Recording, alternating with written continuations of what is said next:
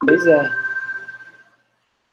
Eu comecei a gravar a aula, pessoal, então, assim, só resgatando que a ideia é a gente tentar, né, vamos pensar um pouco, falar um pouco sobre o que vocês viram na aula passada.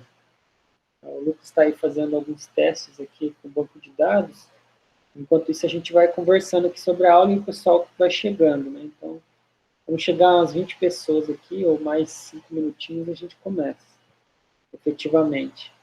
Que hoje a aula vai ser um pouquinho mais rápida, né? Assim, do ponto de vista que é mais uma coisa teórica, mais mecânica aqui, que é rodar o teste, né, de normalidade no Jamovi. Mas também é importante a gente, então, começar a dialogar com o conteúdo que a gente viu, porque daí, assim, esses conceitos a gente vai olhando para eles aqui quando a gente vai observar os resultados aqui do Jamovi, tá? Então, vamos lá, gente. Que mais? O que vocês poderiam dizer aí da aula anterior?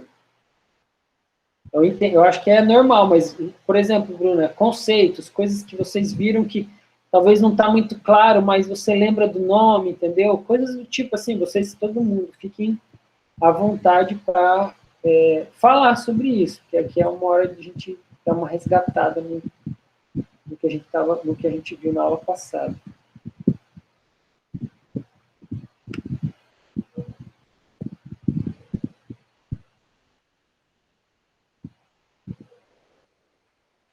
Bora, pessoal!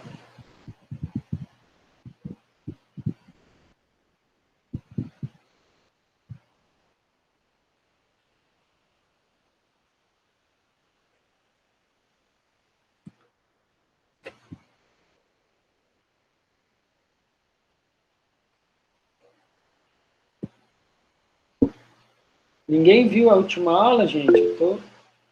Teorema do limite central. Boa. Obrigado, mestre. Me salvou dessa. Achei que ia ficar aqui, boiando aqui sozinho. Teorema do limite central, né? Então, assim, foi uma aula que, assim, até comentando com o Eduardo, aquele conhecimento ali, ele é um conhecimento muito denso, assim, e pegar toda essa bagagem numa aula só, realmente, assim, seria um feito, assim, porque pela dificuldade que é o conteúdo. Mas realmente, assim, vocês vão perceber que agora, num contexto mais prático, que as informações que a gente vai lidar mais diretamente, elas estão conectadas com toda essa bagagem teórica que o Luiz passou para a gente aí sobre o limite do teorema do limite central. Tá? Então, o que mais? O que a gente pode lembrar aqui? O que tem a ver esse teorema do limite central? O que vocês poderiam dizer a respeito disso? Assim, podem trazer palavras aí. O que vem na cabeça de vocês quando vocês veem aí esse tema?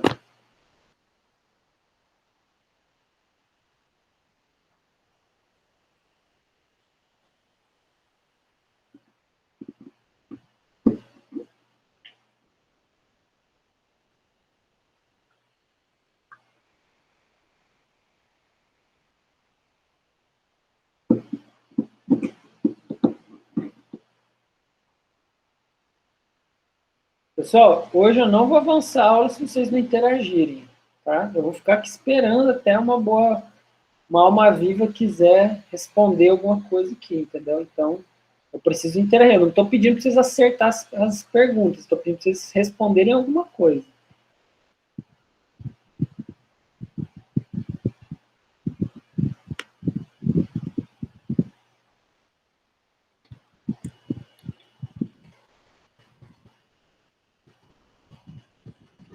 Se eu não me engano, eu acho que fala sobre alguma coisa que quando aumenta o tamanho da amostra, aí aumenta a probabilidade de ser uma distribuição normal, né? Alguma coisa assim. Tem a ver com isso, sim, Sérgio.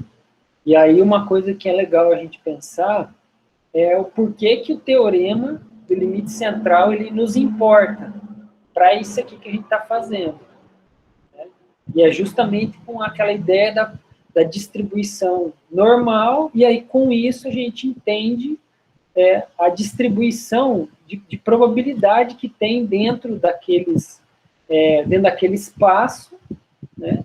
E a gente consegue fazer comparações levando em conta, né, esse comportamento de uma forma geral, né? Então, levando em conta, por exemplo, que existe uma proporção específica de dados que, de alguma forma, ou se sobrepõem, ou eles não se tocam, e isso nos dá um sentido, né, que é o sentido da igualdade ou da diferença.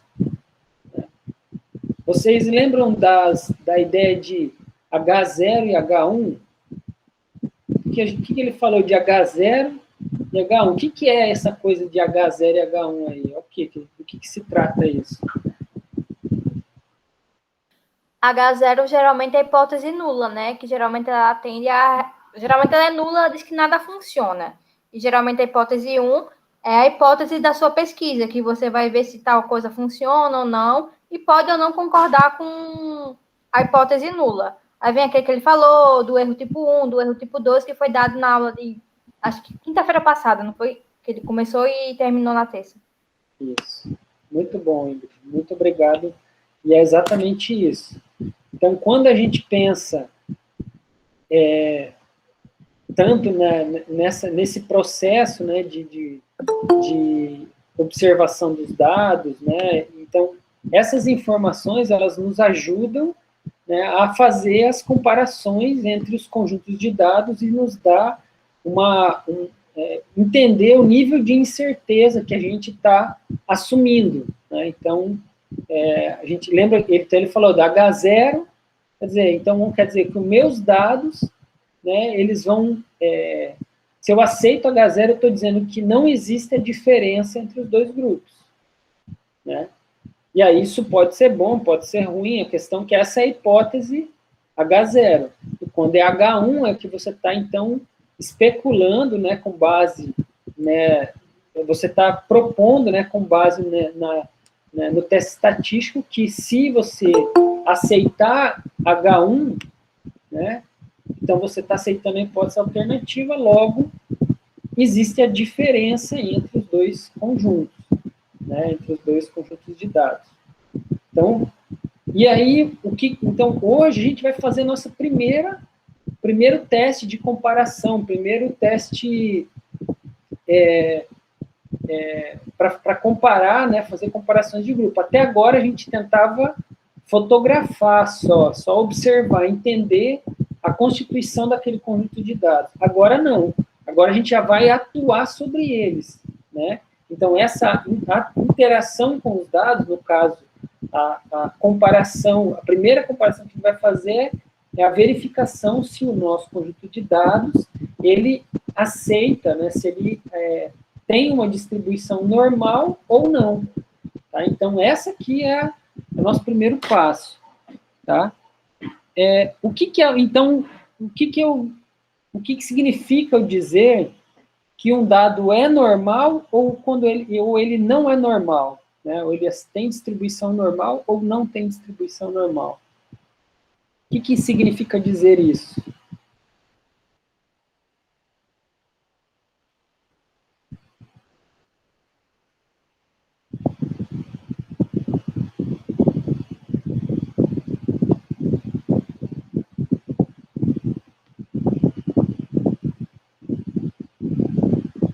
Alguém? Quando a média está no centro, no caso? Não. Desculpa, pode repetir, Sérgio, por favor? Quando a média está no centro ou não? Quando a média está no centro. Bom, a média, geralmente, ela representa, ela tem aquela característica de sino, porque ela está sempre centralizada, realmente, Sérgio. Mas dizer que é normal, deixa eu ver o que a Bruna escreveu, normal é quando está mais próximo da média, certo? Tem a ver com isso sim, Bruna. Os dados estão próximos da média, e o não normal quando está mais distante. Então, mas o que está mais perto ou mais distante da média? Do que vocês estão falando? Que tá mais próximo ao que está mais próximo da média?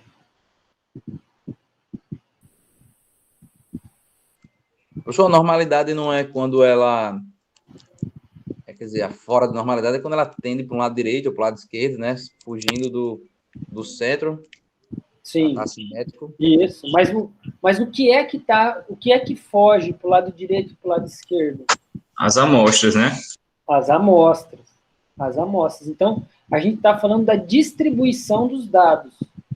Então, quando a gente está fazendo um teste estatístico, a gente está testando se a distribuição dos dados, ela produz uma curva, que é aquela curva que vocês estão falando. E o que aquilo representa? Representa, aí tem a ver com a média, que os dados estão distribuídos ao longo do gráfico, onde a maioria, sim, está no meio, na média, perto da média. Então, aquele risco que a gente observa é a média. Então, vai ter uma quantidade de dados ali bem próximos da média, a maior parte deles ali, e isso vai se diminuindo proporcionalmente no gráfico, né, ficando com uma pequena parcela dos dados alocada ali, que é aqueles pedacinhos do canto que a gente via lá, que é o 2,5% de cada lado, tá? Então, é isso. Então, quando eu estou dizendo assim, olha, eu tenho um dado normal, o que eu estou falando? Então, o que eu quero que vocês respondam? Né? Eu quero que vocês entendam assim, olha, o meu dado, ele tem uma distribuição que ela se assemelha àquele gráfico perfeitinho de sino lá, tá? Então, essa que é a mensagem que vocês têm que mentalizar. Isso é importante memorizar, tá, gente? Porque, com base nisso, então, toda vez que a gente vai fazer um teste de comparação, um teste de normalidade, o resultado que ele vai te dizer é basicamente esse, só que ele vai te dar em formato de número, né? Aí a gente vai ter que retomar uma outra questão, né? A gente tem que lembrar, vocês lembram do que é o p-valor e da significância? Vocês lembram dessa questão que o Luiz comentou? P-valor e significância. O que é o p-valor? O que é a significância, desculpa? O nível de significância que a gente utiliza. Qual é o valor, o nível de significância que a gente utiliza? Vixe, professor. 95% de significância. Perfeito. 95%. Ou, dizendo em outras palavras, como é que eu posso dizer?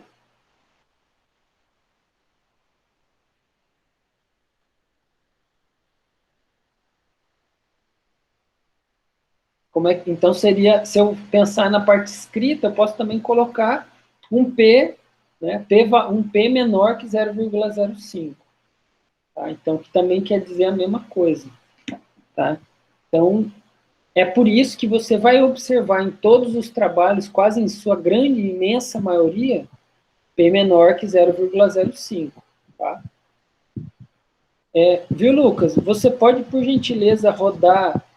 então eu vou pedir para você, Lucas, fazer o passo a passo bem, bem didático, porque esse processo que o Lucas vai executar aqui, vocês vão fazer sempre, tá? Então, quando a gente for pedir para vocês rodarem qualquer análise, vocês vão seguir esse passo a passo aqui, com pequenas variações, mas que esse começo aqui, ele é basicamente o mesmo, tá? Lucas, isso, por gentileza, obrigado. Então, vocês lembram como faz para importar o dado? Então, quem não lembra, tem um outro vídeo lá que a gente já postou numa aula anterior que apresenta o Jamovi, lá tem tudo descrito, como que vocês fazem esse processo de importar os dados, né? Então, depois que você importou, né, então agora eu vou passar a palavra para você, Lucas, aí você faz a explicação aqui para eles e você vai falando aí para orientar o ponto onde eles têm que observar. No caso, seria o teste de normalidade, né? Exato. Shapiro eu. Show. Então, coloquei aqui, né, um banco de dados aleatório, onde tem 3 grupos, né? Fiz todo o processo, né? Esse aqui tem tudo explicado lá no vídeo. Então, vou vou averiguar, né, analisar se esses dados estão normais, né? Eu vou colocar aqui no grupo onde, né, tem descrito para colocar o grupo, variável também. Aí, como o Jamovel é muito didático, né, eu fico já exposto aqui. Então, aqui, ó, o teste de normalidade que nós iremos utilizar será o Shapiro-Wilk, né? Então, no Jamov é só clicar em cima. Mas também, né, até como o professor falou, uma maneira mais você vê essa normalidade, né? A gente pode colocar também ó, histograma e densidade. Que também a gente pode também só em olhar a gente pode analisar sobre essa normalidade. Quando só o programa rodar.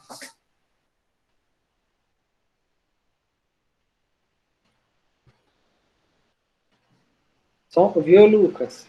Então, Oi. só destacar aqui, ó, que esse processo é todo feito ali na primeira abinha, né? Então, você vem análise, Isso. depois vem aqui exploração, né? E descritivos. Então, é a mesma aba da análise descritiva, tá? Isso. E aí você tem, então, aqui, você vê que é só você marcar as opções, já vem tudo aqui. Então, bota lá no começo ali, Lucas, nas opções das análises. Só, isso. Tamanho da amostra. Então, se você quiser que apareça na tabela o tamanho da amostra, enfim, as medidas de tendência central, de dispersão, de distribuição. Então, tudo isso aqui você consegue pedir. E aí, quando a gente usa, assim, de praxe, as análises, a gente precisa de ter já essas informações, ou para absorver elas e incorporar no trabalho, ou para fazer testar e ver se é ou não é normal, como é o caso da análise de normalidade.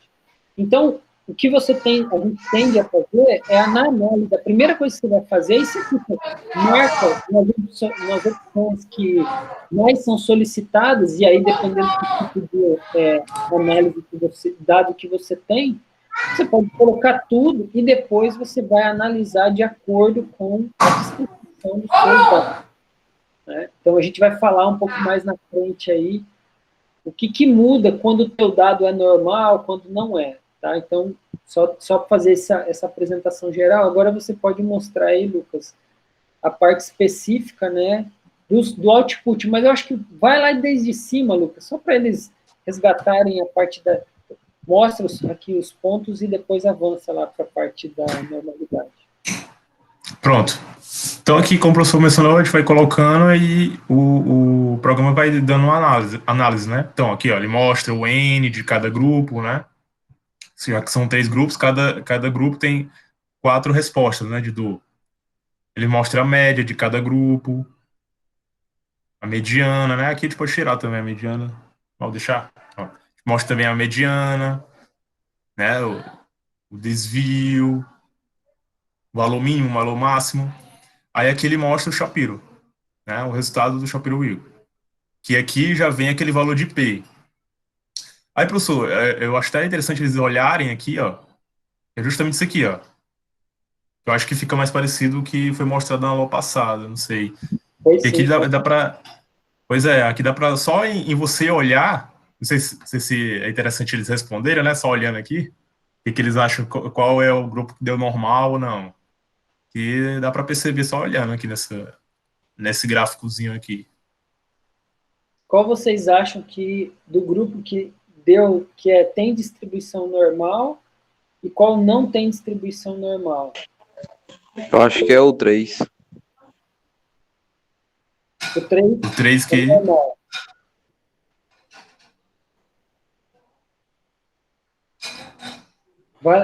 Viu a resposta aí, Lucas? Tô lá, 3 é primeiro que eu tô normal vendo. e 1 e 2 não é normal. Isso, Então, exatamente. mas vai lá agora Pronto, lá nos dados. Isso. Pô. pronto, aqui, ó.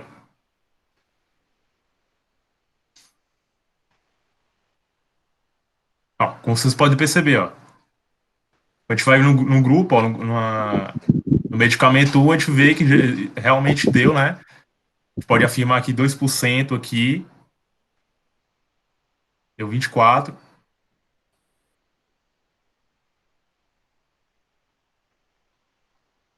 Isso mesmo, Ingrid. Os dois grupos, né, o 1 e o 2, foram menores, apresentaram valores menores que 0,05. Né? E Ou o grupo seja, 3 apresentou um valor maior. exatamente. Então,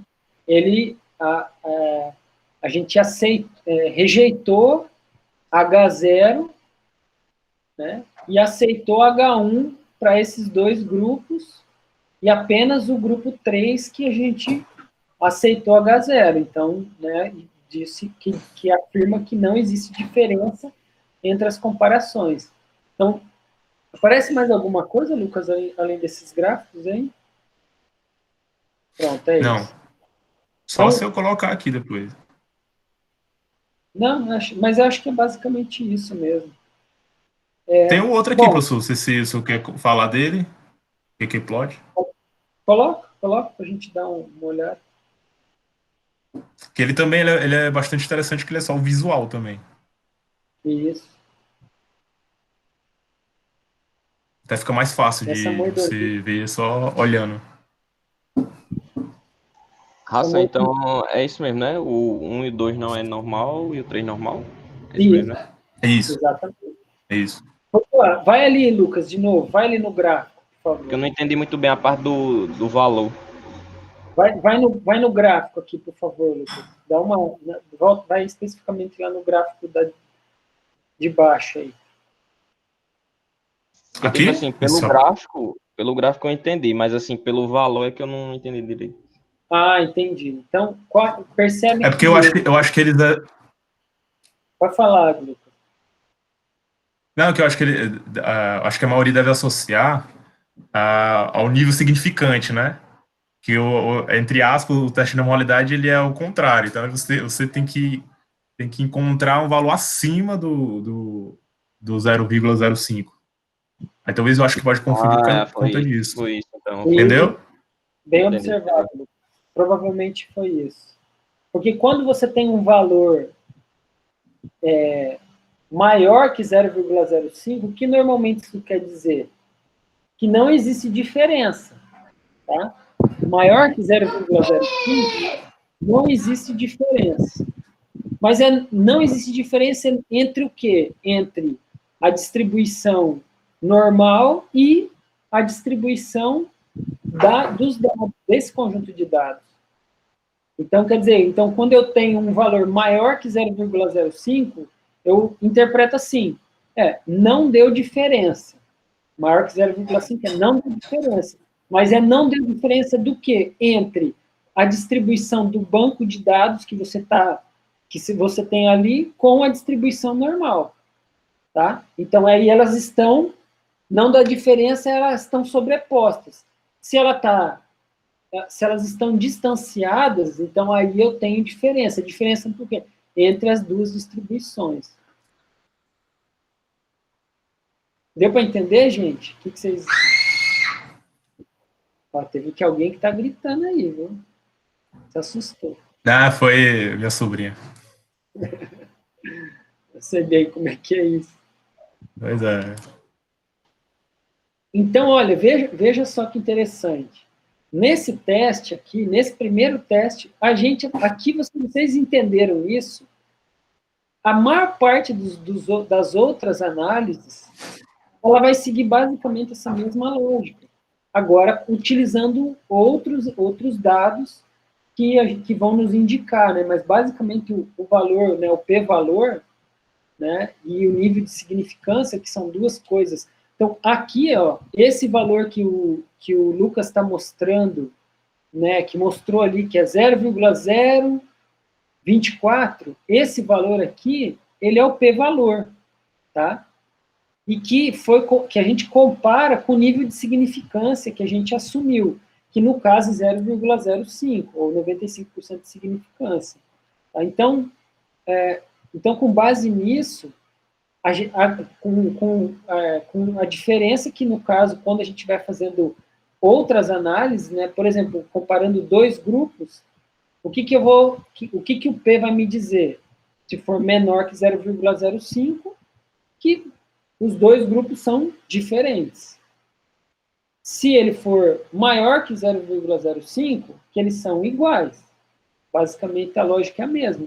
Sendo que aí você, normalmente, né, testa faz uma comparação buscando enxergar diferenças. Simplesmente porque é a forma que a gente pensa. E quando a gente vai olhar a distribuição normal, a gente vai buscar por igualdade. Então, você quer encontrar igualdade, porque você, encontrando igualdade, você assume que o teu dado tem distribuição normal, e aí isso vai ter uma implicação prática bem visível que vocês vão ver nas próximas aulas, tá? Que é basicamente a escolha dos testes que fazem ou não correções, né, com base no caso, né, se tiver não normal o teu conjunto de dados, então as equações são corrigidas para isso, para essa condição. Tá? Quer falar alguma coisa, Lucas? Quer acrescentar alguma coisa aí para falar sobre esse conteúdo? Não, é isso mesmo. Tem o que eu ia mencionar, o que o senhor mencionou agora no término da fala, que tem algumas equações que dá para ajustar essa normalidade, né? Para encaixar, entre aspas, numa análise. Duas perguntas que vieram aqui. Fala lá, professor. A primeira foi da Ingrid, né, perguntando se só faz Shapiro-Wilk, né, que ela não viu a opção do Kolmogorov-Smirnov. Tu sabe, Lucas, responder essa pergunta? Pois é, eu acho que vai depender da análise que vai ser utilizada. Porque ele pode dar num teste T, pode dar numa nova. Eu estava até olhando agora para ver se encontrava o Komorov, mas tem, que eu já vi. Mas eu acho que deve ser uma análise específica que apresenta ele. Entendi. Porque porque os dois têm tipo de análise diferente, né? Então, dependendo do teste, vai depender do qual teste de normalidade utilizar. Mas acho que no Shapiro, no Jamovi tem, mas é numa análise específica. Entendi. Legal. Eu confesso que, como eu não explorei esse programa ainda, né, a fundo, eu não sei responder. Então, eu imagino que o que o Lucas está propondo faz sentido, mas eu não tenho certeza. Então, e pelo que eu observei aqui, Ingrid, ele tem a opção de você adicionar módulos. Então, se por alguma razão você quiser efetivamente utilizar o Kolmogorov-Smirnov, que é assim, existe uma discussão na literatura a respeito de quantidade de amostra que você tem e o teste que você vai utilizar. E aí o Shapiro-Wilk era para grupos, né, com mais de 30 pessoas, tá? 30 pessoas ou mais, e amostras menores era o Kolmogorov-Smirnov. E isso já foi diferente, então já teve uma discussão a respeito disso, e agora, assim, até onde eu li sobre isso, eles apontam que o Shapiro-Wilk tem uma efetividade na comparação independente do tamanho amostral. Tá? Então, mas aí isso é uma coisa discutível, então acho que não é nem esse o caso da gente ficar discutindo aqui, mas é basicamente isso, né? Então, para isso que existe... Tem uma coisa que eu vi, que o Shapiro ele é não muito indicado para valores que se repetem muito. Tá vendo?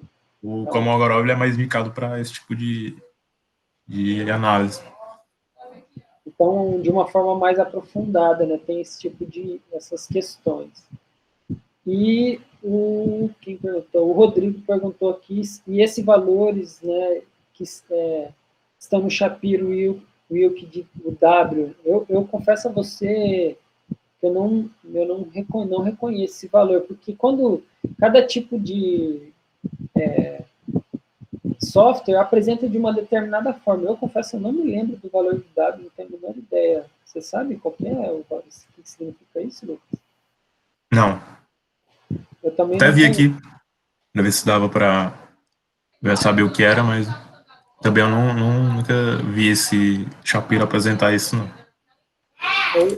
Eu vou tentar dar uma procurada, Rodrigo, mas basicamente, assim, do ponto de vista prático, o que a gente precisa dizer, né, assim, e vocês vão observar que você vai usar um teste de normalidade X, né, e aí na sequência você apresenta as opções de teste que você vai usar, né.